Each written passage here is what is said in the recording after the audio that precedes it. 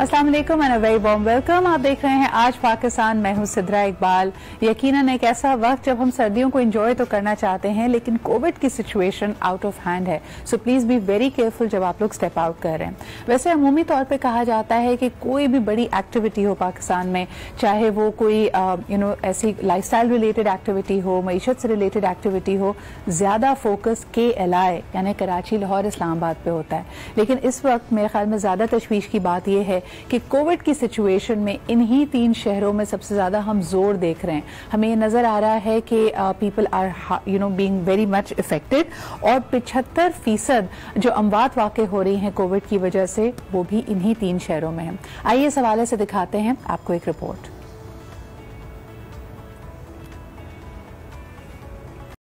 अच्छा जी, हमारे यहाँ थोड़ा सा मसला भी है, फेसिंग अ टेक्निकल ग्लिच, लेकिन आपको ये भी बताते चलें कि आज का दिन इंटरनेशनल इमिग्रेंट्स डे के तौर पे मनाया जाता है।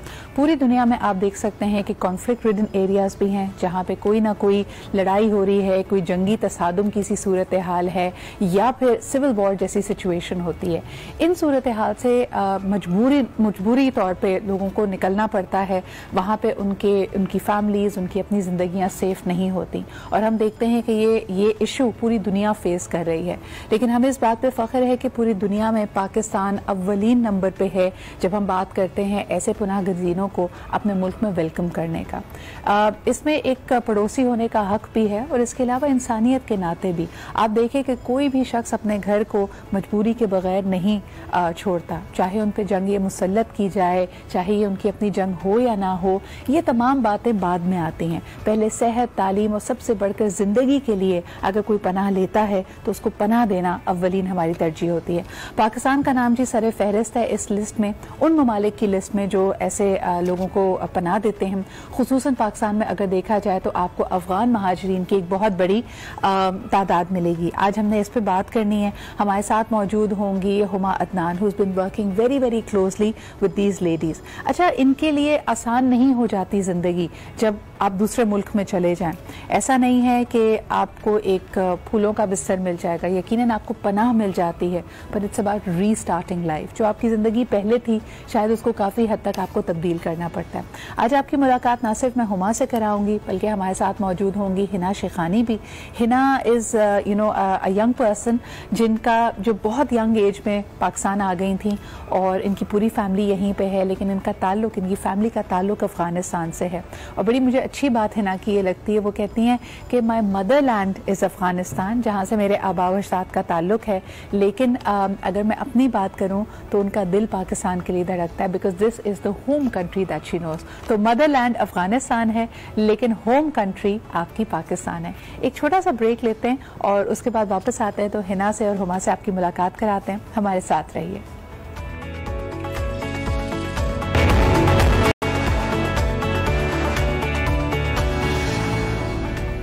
जी जनाब, वेलकम बैक। आप देख रहे हैं आज पाकिस्तान। बात करते हैं इंटरनेशनल माइग्रेंट्स डे पे। वैसे तो हम एक ग्लोबल कम्युनिटी हैं, तो बड़ी खुशी होती है कि आपके पास ये एबिलिटी हो कि अगर आपको बेहतर मौके किसी और मुल्क में मिल रहे हैं तो आप वहाँ पे माइग्रेट कर सकें।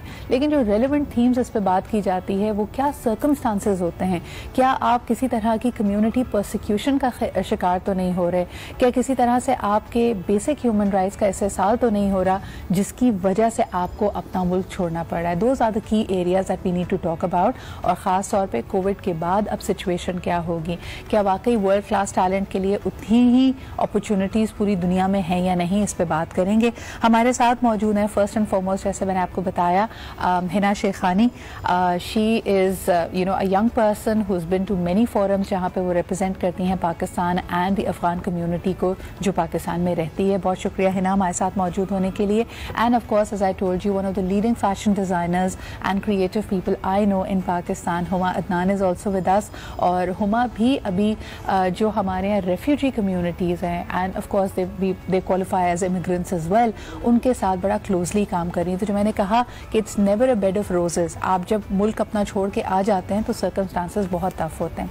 Thank you Huma and Hina for joining मी। हुमा, सबसे पहले अगर गुफ्तगू का आगाज़ आपसे करूँ, प्री कोविड भी आप उनके साथ काम कर रहे हैं, और बड़ी अच्छी बात इस हुकूमत की ये हुई कि इमिग्रेंट्स को अब अब अपना they can open a bank account, they can be formally a part of the economic system. क्या तब्दीली देखती हैं आप इस कम्युनिटी में since these measures have been taken?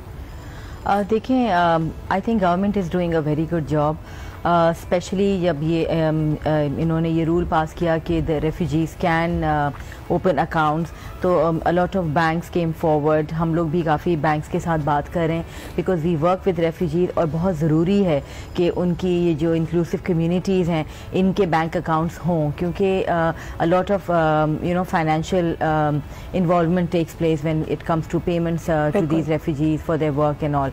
And since I work with them, so it's very important for us to have them to get the bank accounts. So we are working with Bank Al Falah, we're working with a few other banks, and I think it's very necessary कि ये जितने भी migrants हैं किसी भी मुल्क में उनको मिनिमम जो सस्टेनेबल लेवल है ना वो प्रोवाइड करना बहुत ज़रूरी है from the host countries, be it opening an account, be it उनको जॉब दिलाना, उनकी education. I am also working कि बेसिक इनको एजुकेशन भी प्रोवाइड की जाए. We are talking with some schools in their areas in the where the camps are. तो ये सारी चीज़ें बहुत ज़रूरी हैं because they just can not be left alone. They can they need to be part of the economy, they need to contribute to the economic. और इसके लिए केयर कट पॉलिसी डायरेक्टिव. अच्छा, मुझे इस बात पे भी बड़ी खुशी मिलती है हुमा जब भी हम इसको रिपीट करते हैं कि पाकिस्तान की 70 साल हिस्ट्री में एक तो खुद हमने देखा कि पाकिस्तान का वजूद ही एक बहुत बड़ी माइग्रेशन के बाद, यानी जैसे ही पाकिस्तान वजूद में आया there was the biggest movement the world has ever seen, जो कि सब कॉन्टिनेंट में या साउथ एशिया में हुई. दूसरी तरफ हम ये देखते हैं कि जो अफगान रेफ्यूजीज पाकिस्तान में रहते हैं, माइग्रेंट्स पूरी दुनिया से आते हैं, कभी किसी हुकूमत ने इनको डिस्करेज नहीं किया या कोई जेनोफोबिक बात नहीं की. लेकिन मैं हिना आपसे भी पूछना चाहूँगी, माइग्रेंट स्टेटस और रेफ्यूजी स्टेटस तरह देखते हैं द अफगान कम्युनिटी जो पाकिस्तान में मौजूद है, और जब आप माइग्रेंट हो जाते हैं ऑफकोर्स आपकी एक से होती है पॉलिसी मैटर्स में. इस वक्त कितना वोकल और कितना इंक्लूडेड आप अपने आप को समझते हैं पाकिस्तानी समाज में? Thank you very much, Sitra, and assalamu alaikum to everyone who is watching me right now. Well, now addressing to your question, जैसे आपने कहा migrants या refugees, तो पहले तो मैं इस बात को मतलब क्लियर करना चाहती हूँ कि ज़्यादातर हम sometimes migrants और refugees को confuse करते हैं, immerse करते हैं इन दोनों words को. हालांकि रेफ्यूजीज जो है बेसिक डिफरेंस एक वॉलंटरी माइग्रेशन और फोर्स माइग्रेशन में यही होता है कि it's like in force you are forced to leave your country. बिल्कुल. Like the people in Afghanistan due to war and conflict. और माइग्रेशन जो होता है वॉलंटरी, इसमें सिर्फ इकोनॉमिक स्टेबिलिटी के लिए मूवमेंट होती है. सही. तो आपने जैसे कहा कि कितना इंक्लूडेड और इंक्लूसिव है पॉलिसीज. जी, I would say it is. Pakistan में मैं यहीं पे खुद बड़ी हुई हूँ और यहाँ से मैंने अपनी मैं तालीम कर रही हूँ और साथ में मैं काम भी कर रही हूँ पार्ट टाइम. तो एजुकेशन के लिहाज से अगर मैं बेहतर जान सकती हूँ तो इस लिहाज से मैं कह सकती हूँ कि इंक्लूसिव है पॉलिसीज. लाइक हर एक यूनिवर्सिटी में अफगान रेफ्यूजीज के लिए कोटा है, लेकिन ये भी है कि लिमिटेशंस भी है, क्योंकि ऑफ कोर्स ये नहीं हो सकता क्योंकि इट्स 1.4 मिलियन रजिस्टर्ड रेफ्यूजीज जिसमें ज्यादातर परसेंटेज यूथ की है, और इसके साथ पाकिस्तान की अपनी भी यूथ है जिन्हें एजुकेशन की जरूरत है, जिन्हें इकोनॉमिक स्टेबिलिटी की या एम्प्लॉयमेंट की जरूरत है. सो दोनों को बैलेंस करना जहाँ तक मेरी अपनी पर्सपेक्टिव है एक कंट्री के लिए इट्स नॉट पॉसिबल. ठीक है कि वो अपनी भी जो यूथ या अवाम होती है उसी भी साथ लेके जाए और जो लेट्स से गेस्ट्स होते हैं उन्हें भी साथ लेके जाए. So it's very important. अगर इंक्लूसिव पॉलिसीज भी है तो उन्हें इंटरनेशनल सपोर्ट भी उनके साथ मिलना चाहिए because it can not run alone with it. और सेकेंडली जो बात मैं यहाँ पे कहना चाहती हूँ जो हमेशा से मुझे फील हुई है बिकॉज जब मैं अपने फ्रेंड्स के साथ होती हूँ या कम्युनिटी में होती हूँ, एक डिस्क्रिमिनेशन टाइप की मुझे कभी फील नहीं हुई फ्रॉम द पीपल. ऑल्दो कुछ as I said limited policies होती है, let's say when you are moving into working sector, when you're moving into education sector, but when you're among people, you don't feel discriminated. Absolutely. So that's one thing I would say. I think इस बात पे हमें फख्र भी है, और यकीनन आपने तो गेस्ट कहा मेज़बानी के फ़राइज़ पाकिस्तान अंजाम देता रहेगा, लेकिन एक दूसरे को अपना समझना, ये अपनाइयत सबसे बड़ी चीज़ होती है। Huma, you've been working in empowering the women in these communities. मुझे ये बताइए कि अगर आप मैं दोनों से very quick question, and this will be my last question to both of you, कि पूरी दुनिया कोविड के बाद कैसे तब्दील हुई है। वबा के डर की वजह से हमने देखा कि बॉर्डर सील हो गए, कई लोगों की बहुत सारे ममालिक की एम्बेसीज बंद हैं, मूवमेंट हैज़ बिन कर्टेल्ड। तो पोस्ट कोविड आप कैसी दुनिया देख रहे हैं, और आपको लगता है कि migration will remain a relevant subject in the days to come, या जो जहां है वो वहीं रुक जाएगा? You want to answer? Huma, आप पहले बात करें फिर। Okay, I think COVID situation के बाद things have changed a lot. ये movements of course definitely freeze हो गई होंगी, हो जानी चाहिए, and I think हो गई हैं भी, क्योंकि a lot of migrants that I'm working with, a lot of them उनकी migrations चल रही थी, and you know they wanted to move to better places for their jobs and everything. So what I hear कि you know ये policies change हुई हैं, and I think migrants will have issues moving to different countries due to COVID, because borders भी seal हो गए हैं, borders पे it's not flexibility like it used to be.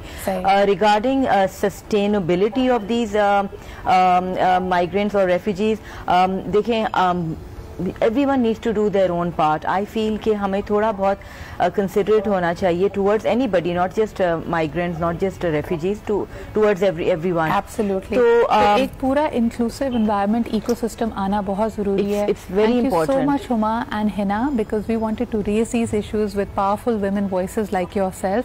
आप दोनों ही you've been working very closely with the communities and are amazing ambassadors to that. तो बहुत बहुत शुक्रिया आज मौजूद होने का। बढ़ते हैं जी आगे प्रोग्राम में, आपको बताते हैं कि पाकिस्तान की टेक्सटाइल्स अल्हम्दुलिल्लाह have been taking off as well, और हाल ही में कहा गया है कि ऑर्डर्स की बुनियाद पे जिस तरह अल्हम्दुलिल्लाह पूरी दुनिया का इकोनॉमिक इंटरेस्ट है, this new world that is shaping up, Pakistan has secured many orders. इसके हवाले से हमने बनाई है एक रिपोर्ट, आइए आपको वो दिखाते हैं।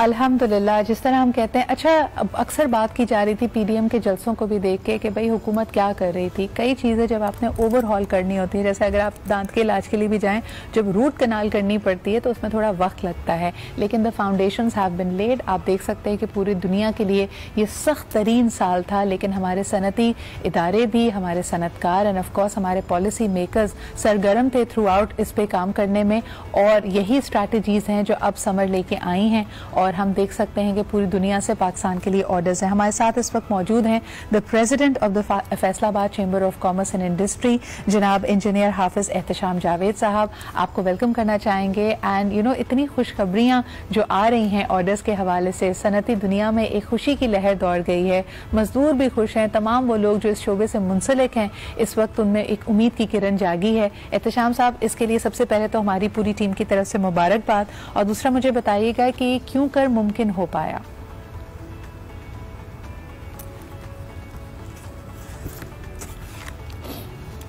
एहतशाम साहब से हम कनेक्ट कर पा रहे हैं, आई थिंक थोड़ा सा टेक्निकल इशू है। अस्सलाम वालेकुम एहतशाम साहब, क्या आप मुझे सुन सकते हैं? हेलो हेलो, चले हम लेते हैं एक छोटा सा ब्रेक ताकि we resolve this and come back to you. लेकिन आपको ये भी बताते चलें कि जहां हम सनत की बात कर रहे हैं, वहीं हम देख रहे हैं कि किसान पूरी दुनिया की, और ख़ास तौर पे एक ऐसा मुल्क पाकिस्तान के जैसा जिसकी ज़राअत पे बहुत ज़्यादा इन्हिसार होता है, हमारे लिए वो हमारी बैकबोन है, रीढ़ की हड्डी है। पड़ोसी मुल्क में क्या कुछ हो रहा है वो हम आपको अपडेट करते रहते हैं, लेकिन किसान वाकई हमारे लिए जो दिन को रात और रात को दिन करता है, इतनी मेहनत करता है, उसको एक ट्रिब्यूट ज़रूर बनता है। हमने हाल ही में देखा कि फातिमा फर्टिलाइजर्स की एक ज़बरदस्त कैंपेन है जिसमें खिराज तहसीन पेश किया जा रहा है हमारे मुल्क के किसानों को, काश्तकारों को। आइए आपको ये भी मैं दिखाती हूँ। It's a brilliant ad and I think ये वाकई एक बड़ा एप्ट ट्रिब्यूट है to the farmers of the country. Let's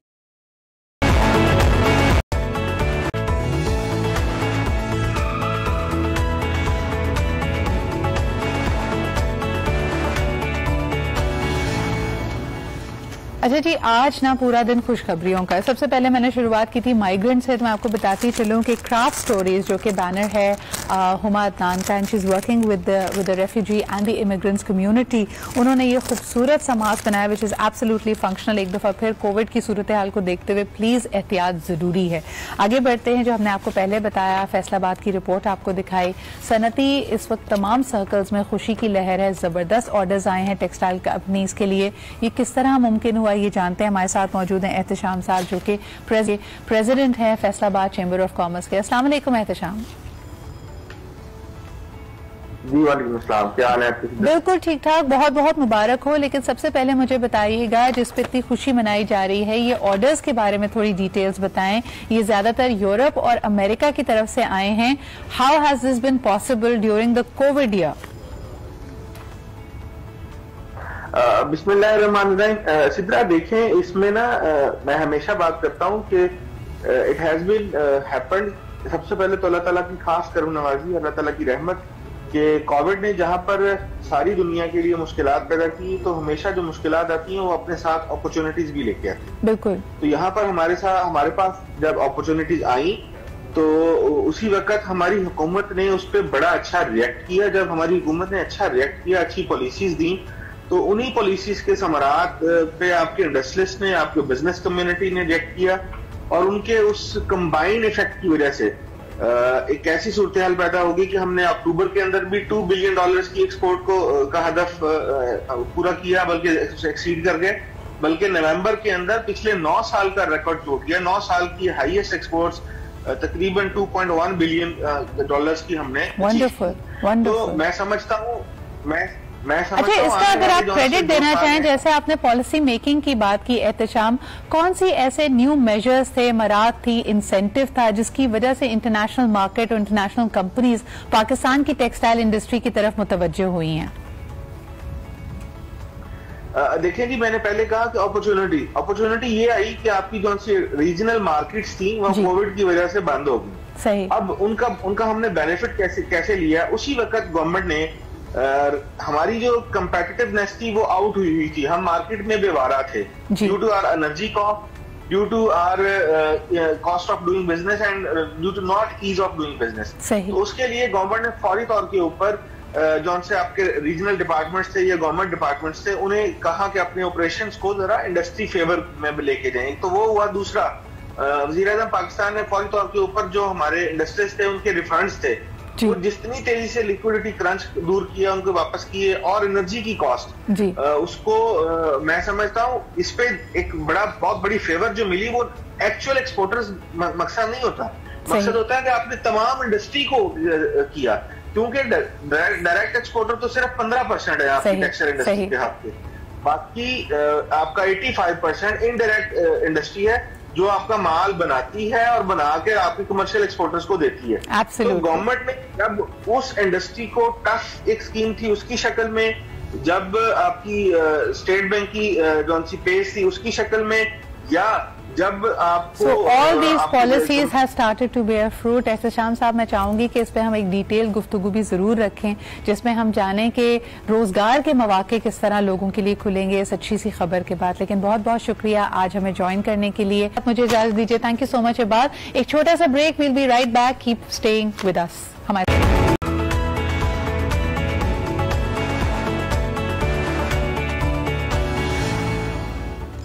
end welcome back. आप देख रहे हैं आज पाकिस्तान, और आज हम आपके लिए लेके आए हैं आपके बहुत ही फेवरेट स्टार को, और हमने सोचा कि जरा बैठ के उनसे गुफ्तगू की जाए, जाना जाए कि what all is happening. Covid की वजह से वैसे ही फेस टू फेस मिलना लोगों से बहुत कम हो गया था, तो अब हमने जरा इस सिचुएशन को ब्रेव अप किया है। आज जो हमारे साथ स्टार मौजूद हैं, he is one of the foremost stars of Pakistani drama industry, and you know the kind of his body of work is very diverse. इन्होंने तकरीबन हर तरह का किरदार अदा किया है, तमाम लीडिंग चैनल्स पे आप इनको देख चुके हैं। Not only is he an actor, he is also a producer, so has been very enterprising. और अभी हाल ही में इन्होंने एक और, जैसे अभी आज हम सुबह से बात कर रहे थे कि कई लोगों के लिए कोविड एक परेशानी थी, but for other people they have seen it as an opportunity, and this is truly the inspiration. जितने लोग इस वक्त उदास बैठे हैं या डीमोटिवेटेड बैठे हैं, this is the time to do something great, because ये वक्त है रिस्क लेने का। तो सबसे पहले आपको इनका जबरदस्त जो फनी करियर रहा है और जो मुख्तलिफ इनकी अचीवमेंट्स रही हैं उसके बारे में हमने बनाई है एक रिपोर्ट, अभी तक थोड़ा मिस्टीरियस रखा हुआ है ताकि आप ये रिपोर्ट देखें और फिर जानें कि आज हमारे साथ कौन मौजूद होगा। Welcome back. तो आप देख सकते हैं हमारे साथ आज मौजूद हैं the superstar and of course the super model of his years, जनाब एजाज असलम साहब। अस्सलाम वालेकुम एजाज। वालेकुम अस्सलाम। कुछ इसमें इंफॉर्मेशन थी गलत थी, वो गूगल से ली थी, तो आप बता दें जरा। गूगल पे एक तो मैं गुजरात कभी जिंदगी में नहीं गया, पैदा होना तो दूर की बात है, मैं कराची में ही पैदा हुआ और यहीं मैंने अपनी पूरी एजुकेशन की। यूके में जरूर गया था। मुझे लगता है कि गुजरात में आपके फैंस बहुत ज्यादा हैं जिन्होंने आपको पूरी तौर पे अपना लिया और विकिपीडिया पे हर जगह ये चल रहा होता है। हाँ। और 1994 में आया था कशकोल, तो वहाँ से जर्नी स्टार्ट हुई थी। और इसके अलावा कद मेरा 6 फुट 1 इंच है, 5 फुट 6 इंच नहीं है। हाँ, ये जरा प्लीज करेक्शंस कर लें, बल्कि अपनी ही टीम को मैं बोल रही हूँ। देखिए, कदावर इंसान का काम होना चाहिए जिससे माशाल्लाह आप पूरी दुनिया में मशहूर हैं। मुझे बताएं एजाज के व्हेन कशकोल हैपेंड, ऑफ कोर्स रोशू, आपका नाम नहीं जानते थे, रोशू के नाम से आप मशहूर हो गए थे। एक वैसा किरदार होता है जिसकी छाप लग जाती है। उस वक्त से अभी तक की जर्नी में how have you grown as an actor? उस वक्त बिल्कुल मेरा बेसिक स्टार्ट था। I was not a born actor, I learned with time. I I still am a very good observer. तो वो मेरे लिए फॉर्चुनेटली ये हुआ कि मुझे सारे top of the line actors मिले उस वक्त in my first project. Talat Hussain साहब, शबीर जान, शगुफ्ता एजाज, जो उस वक्त जिनके सामने खड़े होना बहुत मुश्किल था। तो मुझे क्योंकि इतनी नो हाउ नहीं थी कि किस तरह से बड़ा एक्टर होता है, तो वो उसके साथ कैसे मैं बिल्कुल नॉर्मल एक मॉडल था। एक वो होता है ना, मॉडल का एक स्टाइल होता है, मैं वो उसके अंदर आया। पहले तो मैंने मना कर दिया था काजिम साहब को, मैं नहीं करूँगा। फिर वो एक लंबी स्टोरी है, वापस आया मैं, और फिर जब काम शुरू हुआ, सो मैं जैसा था उस वक्त मैं उसी तरह से आके और करता था काम अपना। But I was a very good observer. मैं सीखता था, यार ये इस तरह कर रहे हैं, अच्छा इस तरह होल्ड करना है एक्सप्रेशन को, इस तरह। तो जितना उस वक्त समझ थी वो करता गया। बट विद टाइम जितने भी मुझे अच्छे डायरेक्टर्स मिले शुरू में ही, तो उनसे सीखता गया। And I was ready to learn. मेरा ये I think you being very humble. ठीक है, आप ड्रामा एक्टिंग ऑफ कोर्स आपकी एक जर्नी होती है, लेकिन हम हमेशा देखते हैं कि कॉमिक टाइमिंग होना बड़ा मुश्किल है। And you been known for your comic timing and people love you for the characters. उसकी भी मैं स्टोरी आपको बताता हूँ। मैं और तुम जो है वो फैसल और मैंने स्टार्ट किया था। और मैं और तुम जब स्टार्ट हुआ तो उसमें मुझे जब कास्ट करने की बात आई, तो वो सब उसके जो प्रोडक्शन कंपनी थी उन्होंने कहा नहीं यार, कॉमेडी की नहीं है एजाज ने, बहुत स्टिफ होगा।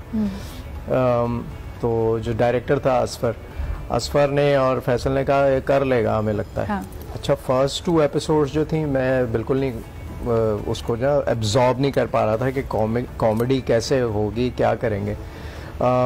लेकिन आफ्टर 2 एपिसोड्स जब हमने शूट कराएंगे उसके बाद फैसल मुझे कहता बस कर दो, अब हो गया है, तो we moving forward. But just I mean, thinking about how has the showbiz industry actually changed as well. पहले शायद सोशल मीडिया नहीं था तो इतना inlet into the personal lives of stars possible नहीं था। एक कुछ मैगजीन्स में कुछ आर्टिकल्स आ जाते थे, public relations was very different. You of course were walking the ramps and doing these amazing photo shoots as well. लेकिन जितने कॉलर्स आपको देखते हुए मेरे ख्याल में they've seen your work and they know that you're such a great performer, उनसे मैं जरूर कहूंगी कि what's the first thing that comes to your mind जब आप एजाज को देखते हैं? इनकी फिटनेस के हवाले से बहुत बात की जाती है, लोगों को बड़ा शौक है एजाज पुरानी पिक्चर्स लेके फिर अभी कंपेयर करने का कि देखो ये अपने जमाने में ऐसे जबरदस्त होते थे, but look what happened to him. You didn't give them that chance. ये बड़ी कॉन्शियस एफर्ट थी या इस फील्ड में रहने की वजह से आई? I don't know. It was my passion to eat good, look good, because I was very big, very fat when I was a child, when I was a kid. Pre-teens to early teens, like 12-13 की as में I was very fat. Which is very hard to imagine actually. Very, very fat, like 42 was my waistline. Whoa. So मैं जो है I realized at the age of 13-14 कि यार this is it man. तो वो मैंने कहा अब इसको सही करना है। तो मैं एक्टिव बहुत था, स्पोर्टी बहुत था, हर किस्म के स्पोर्ट्स खेलना, सारे स्पोर्ट्स खेले हुए मैंने और बड़ी अच्छी लेवल तक खेले हुए, यूनिवर्सिटी लेवल तक। जैसे बैडमिंटन हो गया, मैचेस खेलने जाता था दूसरे मोहल्लों में, अपने मोहल्ले लोग मुझे हायर करते थे। स्क्वॉश था, क्रिकेट, सारे गेम्स खेले, फुटबॉल खेली, बाइक राइडिंग भी शुरू से मेरा पैशन था। तो ये सारी चीज़ों में था, तो I just had to control my diet. उन लोगों के लिए भी है जिनकी एज अभी 14-15 है और वो अभी से कंट्रोल कर लेंगे ना तो। अच्छा, ये बड़ा सीरियस इशू भी है, बिकॉज आजकल हम देखते हैं कि टीनेजर्स, जंक फूड बहुत आ गया ना, खासतौर पे कोविड में। हमारे ज़माने में जंक फूड ज़्यादा से ज़्यादा बन कबाब होता था ना, समोसे, तो वही बहुत खाता था। तो अब बर्गर्स और pizzas and lot of fancy food, and the lifestyle has got sedentary as well. जैसे आपके लिए पहली कॉल आ गई है, जरा उनसे भी बात करते हैं। हेलो, अस्सलाम वालेकुम। अस्सलाम वालेकुम जी, कौन साहिबा कहाँ से बात कर रही हैं? मैं लाहौर से समन बात कर रही। पहले तो मैं आपकी तारीफ करूंगी, आप मुझे बहुत अच्छी लगती है, आपके बोलने का स्टाइल बहुत अच्छा है, आप बहुत प्यार से, बहुत आराम से बोलती हैं। बहुत शुक्रिया समन, थैंक यू वेरी मच। हमारे साथ आज एजाज असलम मौजूद हैं, क्या कहना चाहेंगे? ऑफ कोर्स ऐसा हो नहीं सकता। वालेकुम अस्सलाम। वालेकुम अस्सलाम। कैसी हैं आप? आपकी एक्टिंग बहुत अच्छी होती है, आपके सारे ड्रामे में बहुत शौक से देखती हूँ। और सिद्रा, मैं आपके प्रोग्राम की फर्स्ट कॉलर हूँ, मुझे मेरी रिक्वेस्ट है, मुझे आपसे गिफ्ट चाहिए। आज देखें गिफ्ट तो एजाज लेके आए हैं और बड़ा जबरदस्त इन्होंने इनिशिएटिव लिया है। 30 मुझे गिफ्ट दे दें। आप सच बताएं, आपने तारीफ गिफ्ट के लिए तो नहीं किया ना? नहीं, मैंने गिफ्ट के लिए तारीफ नहीं की। अच्छा, नहीं, थैंक यू सो मच। हम बिल्कुल इसके लिए आपको बताते हैं, आपका नाम नंबर मेरी टीम ने नोट कर लिया है, we'll get back to you on it. बहुत शुक्रिया आपके कॉल करने का। एजाज, वैसे सिंस बात अब यहाँ तक आ ही गई है, मुझे बताएं this new venture, because I have been noticing it's created a storm. अल्हम्दुलिल्लाह सोशल मीडिया पे हर कोई यही बात कर रहा है कि Aijaz has come up with this own line of skin care. ये क्या है, ये कब से सोचा? और ये साल खास तौर पे तमाम बिजनेसेस के लिए बहुत मुश्किल था। How did you come up with the idea? देखिए, ये मेरा शुरू से एक जब जैसे मैंने कहा पैशन है कि हेल्दी लिविंग, हेल्दी ईटिंग, तो उसी वजह से मेरी फिटनेस, मेरी द वे आई लुक, तो उसके पीछे एक बहुत डिसिप्लिन हेल्दी ईटिंग लाइफस्टाइल है। तो लोग मुझसे हमेशा यही इसी तरह के सवाल कर रहे होते हैं सोशल मीडिया पे भी, आप क्या करते हैं, किस तरह फिट रहते हैं। So what you eat, it shows on your face. तो वो एक तो पहली चीज़ वो है। और दूसरा, हमारे अगर हम पीछे चले जाएं 20-25 साल पहले, 30 साल पहले, तो लोग जो हैं जब कोई मसला हो जाता था स्किन का या कोई वैसे आपके कोई बीमारी हो जाती थी, तो लोग देसी टोटके इस्तेमाल करते थे और जो हमारी हर्ब्स हैं या देसी चीज़ें हैं, जो लोकल प्रोडक्ट्स हैं, उनको इस्तेमाल करके अपने आप को हील करते थे, चाहे स्किन के प्रॉब्लम। मैंने भी कभी इस तरह की कोई फैंसी प्रोडक्ट्स यूज़ नहीं किए अपने फेस पे, अपने ऊपर के केमिकल्स। मैं हमेशा से कोई अगर ड्राइनेस हो गई तो कोकोनट ऑयल लगा लिया या इस तरह की चीज़ें कर ली। सो आई ऑलवेज थॉट कि हमारे अपनी लोकल जो प्रोडक्ट्स हैं वो इतनी अच्छी हैं कि अगर उनका एक सही कॉम्पोजिशन में एक कोई चीज़ बना ली जाए उनसे, तो वो लोगों को बहुत फ़ायदा दे सकती है। सो अच्छा, आपकी बात से पता मुझे कौन याद आ रहा है? करीना कपूर की जो ट्रेनर थी, and she is very well known for the things. और वो हमेशा एक बात कहती हैं कि देखें, आपका एक जेनेटिक ऑर्डर है। हमारे यहाँ जो जनरेशन से हम यहाँ खाते आए हैं, जो चीज़ें, जैसे आप कोर चीज़ें, कई दफ़ा कहते हैं ना कि जी बांग्लादेश में लोग चावल और मछली खाते हैं, चावल खाने से वो कभी वेट पुट ऑन नहीं करते। हमारे यहाँ कोई और खाएगा तो शायद पुट ऑन कर लेगा। मैं तो रोज खाता हूँ। तो instead of going for a Mediterranean diet और लैटिन डाइट या जापानीज, ये करते हैं अपनी रूट्स की तरफ आए। तो ये आपके अल्लाह ताला ने देखे मौसम का फल खाने को कहा है, जो चीज़ आपके मुल्क में उगती है उसको इस्तेमाल करें, वो सबसे ज़्यादा फायदा देगी। और अगर ये सारे आपको बहुत मेहनत तलब काम लगते हैं, सो गो फॉर दिस रेंज। ना इसके बारे में मजीद भी बात करते हैं एक छोटे से ब्रेक के बाद।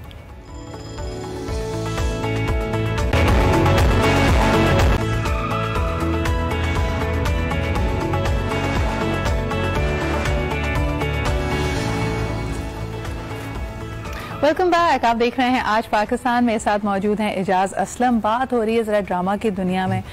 गॉसिप में करती नहीं, आपको पता है, लेकिन of course everybody is curious. अब तो सोशल मीडिया के बाद सब जानना चाहते हैं कि बिहाइंड द सीन्स क्या हो रहा है, सेट पे माहौल कैसा होता है। ठीक है, उस वक्त बहुत सारी अफरा तफरी होती है, टेक्निकल स्टाफ, एक्टर्स, हर कोई अपना अपना काम कर रहा होता है। लेकिन अगर उन लोगों से जिनका ताल्लुक मीडिया से नहीं है पूछा जाए, तो तजस्सुस ज़रूर होता है कि what really happens over there.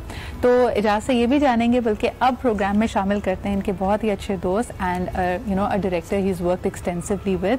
हमारे साथ मौजूद हैं मोहसिन मिर्ज़ा। आइए ज़रा उनसे बात करते हैं। अस्सलाम वालेकुम मोहसिन भाई, thank you so much for joining me this morning. Aijaz आज मौजूद हैं तो हमने सोचा कि ज़रा आप लोगों से भी इनपुट ली जाए बिहाइंड द सीन्स वाले एजाज के बारे में भी। सबसे पहले तो ये बताएं कि क्या ये डाइट कॉन्शियस, बिकॉज अभी हम हेल्थ फिटनेस की बात कर रहे हैं, वेलबींग की बात कर रहे हैं, सेट पे जैसे सब लोग बिरयानी खा रहे होते हैं, एजाज भी खा लेते हैं या is he very diet conscious? अस्सलाम जी। वालेकुम अस्सलाम। असलम मेरे 25-26 साल पुराने दोस्त है। जब मैं शोबज में दाखिल नहीं हुआ था तब से मेरी उनकी दोस्ती है, एडवर्टाइजिंग के ज़माने से। एजाज की डाइट कॉन्शियस होने की जहाँ तक बात है तो वाकई में बहुत डाइट कॉन्शियस है, पॉजिटिव वे। एजाज के अपने ऑफिस में 12-15 बर्निया जार्स रखे होंगे जिनमें हर किस्म के पिस्ता, बादाम, चार मगज और जड़ी और हर वक्त की अलग चाय होगी और बड़ा उसका एक सेटअप है और बड़ा अच्छा है, बड़ा पॉजिटिव है और बड़ा सेहतमंद है। और इसी तरह शूट के ऊपर भी उसका अपना खाना घर से आता है। कोकोनट ऑयल में वो खाना ज्यादातर खाता है, तो कोकोनट ऑयल भी उसका एम्प्रेस मार्केट से अपने हाथों से बनवा के या अपने बंदे को भेज के बनवा के वो ऑयल निकलवा के आता है, फिर उसमें वो खाना पकता है। बिल्कुल। तो एजाज का बड़ा डाइट के लिहाज से बहुत ही पॉजिटिव और बड़ा टाइम देने वाला आदमी है। बिल्कुल वही बात है ना। देखें मोहसिन भाई, तभी तो हम कहते हैं कि we need to learn a lot of things from Aijaz. मुझे ये बताएं कि ये जो इतने पर्टिकुलर हैं, इसकी वजह से कभी सेट में मुश्किल में तो नहीं फंस गए थे? किसी ने एतराज तो नहीं किया या कोई और वाकया कभी आपको लगता हो कि ये देखो अब आज फंसे हैं एजाज? जी अभी हम लोग जो प्ले कर रहे थे लोग क्या कहेंगे, जो कि अभी आशिल ऑन एयर है, उसमें एजाज का एक बहुत ही मेजर सीक्वेंस था जिसमें सुसाइड अटेम्प्ट करता है जी। और उस सीक्वेंस में जो हमने शूट करना था उसका एक सेल्फ हैंगिंग का सीन था। सो उसमें अचानक से ऐसा हुआ कि जब हम वो शूट कर रहे थे और वो सारा शॉट हम ले रहे थे और एजाज जो थे वो फैन के साथ वहां उनको रोप के साथ हैंग किया हुआ था, तो वो जो रोप थी, वो जो रस्सी थी, वो टूट गई और एजाज को एग्जैक्टली जो ओरिजिनली हैंग होते हैं वो हो गए। I think with in half in second, 1 second के अंदर हम सब दौड़े और हमने एजाज को थामा है, लेकिन एजाज के पूरे गले में बहुत शदीद निशान हो गया था, उसका गला बिल्कुल बंद हो गया था और I think that's right. जिंदगी नहीं भूल सकता। वो एक लम्हे को लगा कि खुदा न खास्ता कोई बहुत बुरी बात एक दिमाग में आई, क्योंकि एजाज हाथों में आ गया था। बिल्कुल। लेकिन उसके प्रोफेशनलिज्म ये था कि उसने उस सारी चीज को, जिन लोगों ने, हम बड़े प्रोफेशनल लोगों के साथ काम कर रहे थे लेकिन वो होने वाली बात थी, लेकिन उसने उनको भी रत्ती बराबर कुछ नहीं कहा, बल्कि आधा पौना घंटा वेट करने के बाद वो दोबारा आया और दोबारा वो पूरा शॉट करवाया उसने। दोबारा वही सारा सीक्वेंस था, वो चूंकि उस दफा पहली टेक में तो नहीं हो सका था। सही। सो मेरे लिए बहुत हैरान कुन था कि इतनी डेडिकेशन थी उसकी काम में कि एक दफा इतना बड़ा हादसा जिसमें उसकी जान चली गई थी, हम तो ये समझे कि खुदा ना खास्ता ऐसा कुछ हो गया। It's very traumatising. बिल्कुल मोहसिन भाई, thank you so much for joining me this morning and for sharing these memories with us. बल्कि आपको मैं बताऊं एजाज, पहले भी गायबाना जब मोहसिन भाई was on the show, Mohsin बहुत शुक्रिया, मैं जब इनसे इसी सीन और इसी ड्रामे के बारे में मैंने इनको बड़ा ग्रिल किया था, मैंने कहा आपको दिखाना नहीं चाहिए था, and then he also told me that you insisted कि मैं खुद करूंगा ये। मैंने ही बोला था कि वो सीन करना है, बिकॉज पूरा ड्रामा आप देखें अब आगे जो चल रहा है अभी, वो सारा उसी इंसिडेंट पे बेस्ड है। तो वो अगर इंसिडेंट नहीं दिखाते तो वो रियलिस्टिक नहीं लगता।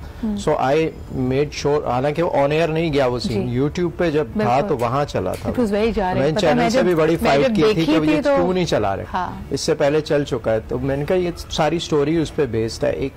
उसमें एक लेसन था, वो लेसन ये था कि जो आपके इर्द गिर्द लोग हैं, अगर वो इस ट्रॉमा से या उनका बिहेवियर इस तरह का है कि जो कि अनयूजुअल है, so you have to take care of them, उनको साथ टाइम दे, उनको उस डिप्रेशन से उससे निकालें। हालांकि it's a very strong role in drama Aijaz, because वो जो एक अनफॉर्चुनेटली ग्लैमराइज वर्जन है ना, लोग समझते हैं जब मैं मर जाऊंगा तो लोगों को एहसास होगा, मेरी कदर होगी, वो गलत था ना। यू टेल पीपल कि होता क्या है असल में। तो उसके बाद उसकी जो फैमिली सफर कर रही है या जो बच्चे उसके जिस चीज से गुजर रहे हैं, सो वो सारी चीज दिखानी थी। So I had to take it on me, और मैंने बहुत बहुत इन्वॉल्व होके वो अच्छा, काम व्हाट किया। Would be your message to people, young people? देखें, क्योंकि मुझे ऐसा लगता है पर्सनली कि being healthy, being fit, looking younger than you are, it's just not products, it's also the way you think. तो बहुत सारे लोग डीमोटिवेटेड होते हैं, इस वक्त कोविड की वजह से परेशानियों का शिकार हैं। Ijaz, what would be your message to young people? आपने भी बड़े ups and downs, critics, failures face किए होंगे। बहुत स्ट्रगल वाला करियर रहा है मेरा भी हमेशा।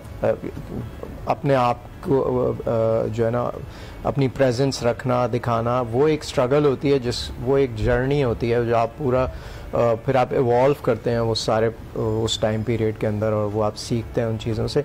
But one thing I have always noticed कि हम जो सोचते हैं ना, सो हमारा हमेशा मैं एक बात कहता हूँ, बहुत दिमाग जो है हमारा, जो ब्रेन है, वो बहुत पावरफुल और चीज़ है। वो जो आप सोचते हैं वही एनर्जीज आप अट्रैक्ट करते हैं। अगर आप नेगेटिव सोच रहे होते हैं तो आपको सारी नेगेटिव चीज़ें ही आपके पास आ रही होंगी। किसी की बुराई कर रहे हैं, किसी को क्रिटिसाइज कर रहे हैं फजूल में। सुबह उठ के आप देखते हैं ना सोशल मीडिया, अच्छे लोग होते हैं जो आपने पानी का ग्लास रखा है, इसमें भी कह देंगे ये तो गंदा पानी है, ये तो गटर। आपको पता ही नहीं है किसी चीज़ का, बस नेगेटिव थिंकिंग है, तो नेगेटिव चीज़ें ही दिमाग में आती हैं। तो वो लोग कभी ग्रो नहीं कर सकते, अपने आप को बीमार हो जाते हैं स्ट्रेस से, जल के लोगों।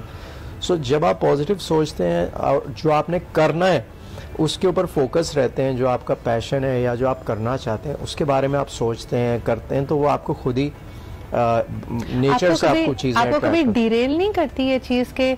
आपको तो ना चाहते हुए भी नेगेटिविटी फेस करना पड़ती है। जो लोग आपके कैरेक्टर पे, यानी the characters that you play, उसके ऊपर क्रिटिक करना चाहते हैं, लुक्स पे करना चाहते हैं, वो जब ट्रोल करते हैं तो how does Aijaz Aslam react to that? मैं समझता हूँ उन लोगों को मैं इम्पोर्टेंस ही नहीं देता, क्योंकि मेरा सोच पॉजिटिव है। मैं यही रखता हूँ कि ये तो नेगेटिव आदमी है, ये बोल रहा है, बोलने तो मुझे तो कोई नुकसान नहीं, और उसी का होता है वो आगे और 10 नेगेटिव एनर्जी से अट्रैक्ट करेगा। मैं ज़्यादा से ज़्यादा ये करता हूँ, ब्लॉक कर देता हूँ। बहुत कम होता है मेरे साथ, अल्लाह का शुक्र है, बहुत ही कम। कोई जो भी पोस्ट लगाऊँ उस पर कोई हार्डली कोई साल में 1 आध दफ़ा 2 दफ़ा कोई करता है नेगेटिव, तो वो मुझे चाहिए ही नहीं नेगेटिविटी। मैं अच्छा, नेगेटिविटी को अगर अलग करना हो तो उसके लिए अच्छे दोस्तों से सराउंड करना बहुत जरूरी होता है। अपने आप को पॉजिटिव रखना एब्सोल्युटली, और उसके लिए आपको फिर उसी तरह के लोग मिलेंगे। ट्रू, और ऐसे लोग इनको तो मिल गए हैं जिनका भी जिक्र भी हो रहा था। हमारे साथ अब मौजूद हैं, लाइव हमारे साथ हैं जी फैसल कुरैशी। अस्सलाम वालेकुम Faisal, thank you so much. कैसे आप? ये दीज आर आवर टॉकिंग्स, आज हमने सोचा कि इसको जरा एक्सप्लोर किया जाए। जी अस्सलाम वालेकुम। वालेकुम अस्सलाम। बिल्कुल ठीक ठाक। फैसल जरा बताएं ना, ये जुमला जो कि फिर बहुत सारे लोगों ने रिपीट किया, और अब तो हम it's part of our pop culture, these are our talkings, ये आपने इसको इजाद किया था या एजाज ने इजाद किया था? कौन सा वाला? These are our talkings. यही तो हमारी बातें ये असल में इसके पीछे एक बड़ी मजे की चीज है जी। नॉर्मली इजाज की एक आदत थी, हाँ, और वो हम ऐसे ही मजाक में उस आदत को इसके सामने करते थे। फिर वो करते करते वो एक दिन जो है वो बस अचानक से हो गया, और जिस दिन वो स्टेज पे सेट पे हुआ तो इजाज का ये जुमला था कि अबे यार ये नहीं करो यार। मैंने कहा नहीं भाई ये तो होगा। उसके बाद से इसकी आदत खत्म हो गई, तो बस वो शुरू हो गया, फिर यही तो हमारी बात है। तो ये वहां से निकला है। फैसल, कितनी पुरानी दोस्ती आपकी एजाज से? अब तो माशाल्लाह 2003-2004 से वी आर टुगेदर, और अब तो बताने की जरूरत भी नहीं है लोगों को कि हम लोग दोस्त हैं। हाँ बिल्कुल, वो तो मुझे लगता है आप लोगों की अलग ही एक केमिस्ट्री है। इजाज, आपको कोई बात फैसल की जो आप चाह रहे हो कि यार ये आपको बुला तो लिया, क्योंकि आपके लिए भी सरप्राइज था कि ये बात यहाँ पे ना करें, ये वाली बात मेरी ना बता दे, ऐसा कोई अभी डर लग रहा है आपको? नहीं कुछ भी नहीं। वो पहले से ब्रीफ किया हुआ आपने, ये बातें नहीं होंगी ऑन एयर कभी? नहीं, वो हम लोग फैसल को और मेरा, हम लोग जब काम भी साथ कर रहे होते हैं तो हमें बिल्कुल पता होता है एक दूसरे का, कि मुझे पता है सीरियस एक्टिंग भी कर रहे हैं तो ये किस तरह से रिएक्ट करेगा, क्या करेगा, इसको पता होता है। हम एक दूसरे को स्पेस और मार्जिन देते हैं अपना पूरा चाहे कॉमेडी हो चाहे कुछ हो। तो वो जब से काम किया है इसी तरह किया है, और वैसे ही पर्सनल लाइफ में भी आपस में हम नॉर्मल कोई प्रॉब्लम्स होती हैं, कभी लड़ाई नहीं हुई आपकी फैसल से, या आप जब नाराज हो जाते हैं? मैं ही होता हूँ। आप भी नाराज होते हैं? फैसल नहीं होता, मैं ही होता हूँ और यही फिर सॉरी भी करता है मुझे या मना भी लेता है। फैसल कैसे मनाते हैं आप एजाज को? ये तो बड़ी मिसाली दोस्ती चल रहा है, ये तो वीरू पाजी वाली दोस्ती यहाँ पे लग रही है। ये दोस्ती हम कभी नहीं छोड़ेंगे। एजाज लड़े नहीं है हम लोग, कभी भी हमारी लड़ाई नहीं हुई। ऐसी हल्की फुल्की किसी बात पे मिसअंडरस्टैंडिंग हो गई होगी तो वो भी हमें याद नहीं है।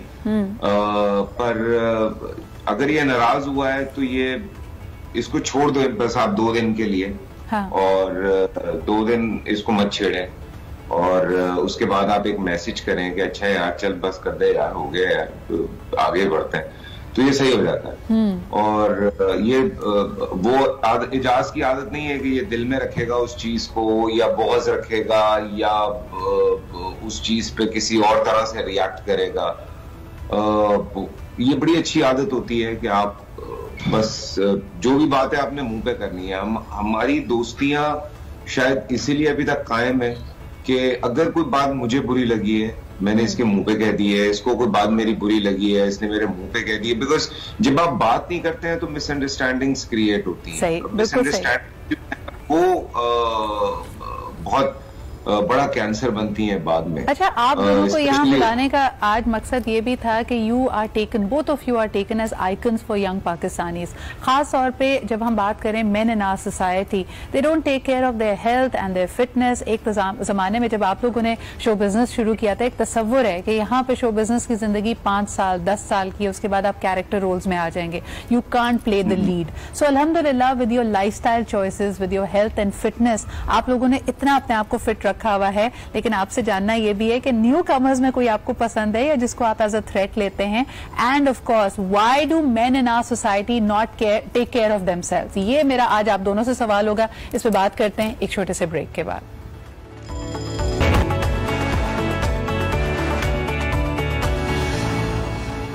Welcome back. वाह कम मुकाबला साहब। 2 of the top stars of Pakistani drama industry, Ejaz Aslam हमारे साथ मौजूद हैं, and his very good friend and equally amazing star Faisal Qureshi is also with us। तो आप दोनों से मेरा सवाल है कि अगर हम 10-12 साल पहले देखें, Pakistan had heavyweight performers, amazing stars, लेकिन वो अपनी हेल्थ फिटनेस का उस तरह ख्याल नहीं रखते थे। लाइक शकील साहब को देख लें, शफी अंकल को देख लें, इसके अलावा all of these stars, even Shabbir uncle, you know, I say it to his face, they didn't take care of themselves। तो आप लोगों ने कॉन्शियसली सोचा कि इस कर्व को बदलना है या ये आपकी अपनी पर्सनालिटी थी, लोगों ने आपको कॉन्शियस किया? What happened? I'd love to know. Aijaz अगर आप शुरुआत करें। मुझे तो मैंने आपको बताया, मैं शुरू में इतना मोटा था कि मुझे जो है ये एक रियलाइजेशन जब हुई, तो जब से मैंने अपने आप को संभाला और ये एक कॉन्शियस एफर्ट, इस तरह से आप कह लें कि मुझे ये नहीं था कि मैं शोबिज में हूँ, तो वो तो मैं बाद में आया। मुझे अपने ऊपर वो था कि यार this is you know what I have to achieve, और ये मुझे ये करना है। तो वो फिर एक लाइफस्टाइल बन जाता है, आपकी आदत बन जाती है और आपकी अपनी हेल्थ के लिए वो चीज़ें बहुत अच्छी हैं। आप शोबिस में जो अब लोग हैं वो ज़रा ज़्यादा एफर्ट करते हैं टू यू नो वो अपना करियर लंबा होता है कि जितना आप ऑब्वियसली अच्छे नज़र आएंगे, फिट रहेंगे, उतना आप के लिए बेहतर होता है। एब्सोल्युटली। फैसल आप क्या कहेंगे? सिर्फ शो बिजनेस नहीं, मैं कई यंगस्टर्स को मिलती हूँ, खवातीन के बारे में जैसे कहा जाता था ना कि शादी होते ही दे लेट गो ऑफ देमसेल्व्स, अपना उस तरह ख्याल नहीं रखती। लड़कों को भी देख लें, पहली जॉब होती है, पहली से दूसरी जॉब में स्विच करते हैं, suddenly they become these you know managers जो कि मोटे हो गए हैं, जिनके बाल जा रहे हैं, स्मोकिंग ज्यादा करके स्किन का बेड़ा गर्क कर लिया है। क्यों करते हैं हमारी सोसाइटी में आदमी ऐसा? असल में वो एक सोच ये है कि यार जो अचीव करना था वो कर लिया और उसके बाद वो समझते हैं कि बस अब यहीं फ्लोट करना है, हमने इससे आगे जाना नहीं। सो ये एक गलत सोच है और जिंदगी जो है वो जितनी आप चाहें वो आप उसको बेहतर कर सकते हैं। और it's not about how do you look, it's about your health. अंदर से आपका स्ट्रांग होना बहुत ज्यादा जरूरी है।